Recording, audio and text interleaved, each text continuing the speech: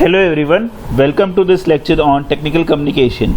So last class we discussed about the importance of technical communication. Now let's see again what these two friends have doubts on and let us clear their doubts. Okay, so let us start our lecture. Okay, now they have doubt is what are the forms of technical communication. Their doubts is what are the forms of technical communication.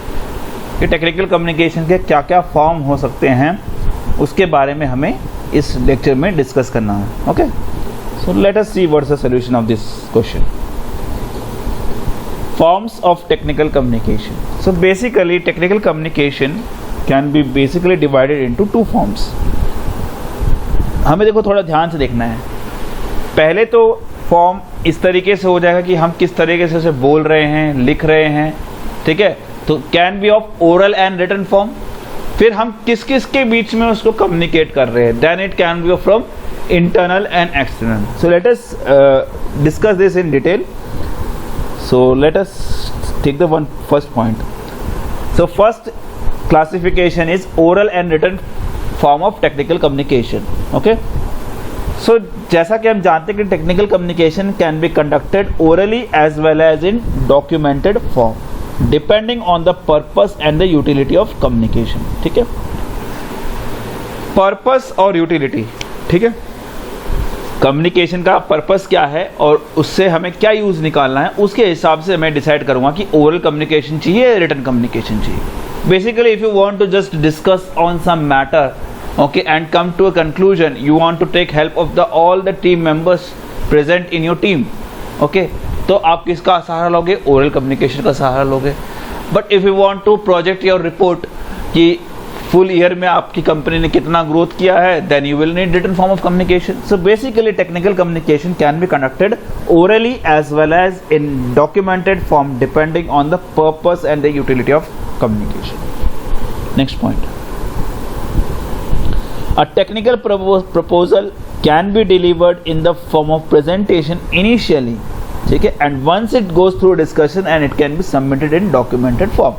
Let us say आपके पास में मैंने एक problem दी है आपको, ठीक है, और आपके टीम मेंबर्स हैं. Okay, all these are your team members and I have given you problem on board. okay, so you will not directly right ना, मतलब मैंने आपको एक प्रॉब्लम दे दी और आपको बोला है कि इसका सोल्यूशन निकालो, तो डायरेक्टली तो आप इसको लिखोगे नहीं बिना सोचे समझे. आज सभी लोग इस प्रॉब्लम के बारे में इंडिपेंडेंटली सोचोगे, उसके बाद में एक दूसरे से ग्रुप डिस्कशन करके एक कंक्लूजन पे अराइज करोगे and then you will document in the form of, then you will submit in the form of documented form, like minutes of meeting एक तरीके से हम कह सकते हैं, या फिर कोई भी documented form. So basically communication का पहला स्टेप यही है कि पहले हम क्या करेंगे, हम सबसे पहले डिस्कशंस के थ्रू चीज़ों को डिस्कस करेंगे, यानी ओरल कम्युनिकेशन के through, and then it will go to the documented form. So a technical proposal can be delivered in the form of a presentation initially and once it goes through discussion it can be submitted in a documented form. Alright, let's see the third point. Oral forms of technical communication includes presentations, seminars, conferences, meetings, है ना, video conferencing, teleconferencing. जितने भी oral form of communication है वो क्या क्या include करते हैं? Presentation, seminar, conferences, meetings, video conferencing and teleconferencing. Next, written communication comprises of technical reports, proposals, research papers, technical papers, thesis etcetera. ठीक है, तो जहाँ जहाँ पे लिखा जा रहा है that comes under the form of written communication, और जहाँ जहाँ पे बोला जा रहा है that comes under the form of oral communication. Okay, alright, so let's see the other form of communication, that is internal and external communication. okay, so the internal technical communication is the communication takes place within the organization to share information among the members of the same hierarchy or among seniors and subordinates. okay, let us suppose you are working in a company. So in company you are having communication with colleague to colleague or colleague to boss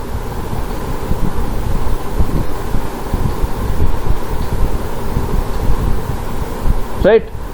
But all this communication cycle is happening within your organization only.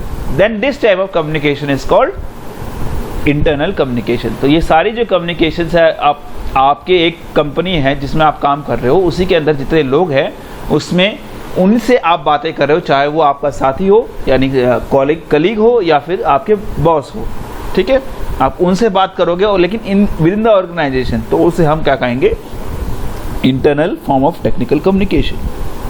Next point, external communication. Communication means that communication with other organisation. अगर आप outside the organisation अपनी बात को फैलाना चाहते हो तब हमें एक्सटर्नल कम्युनिकेशन का फॉर्म यूज करते हैं.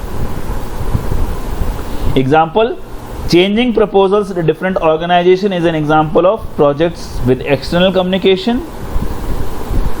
अगर आपको अपनी कंपनी का बनाया हुआ प्रोजेक्ट किसी और को बेचना है तो किसी कंपनी में आप जाके उस चीज़ को एक प्रपोजल के रूप में दोगे, तो वहाँ पे क्या हो गया, एक कंपनी से दूसरी कंपनी की तरफ आपका कम्युनिकेशन हो रहा है. That's why it's an external communication. So conducting presentation in other organization to introduce a proposal is an example of oral external communication. Okay. So this was for the forms of technical communication. Thank you very much.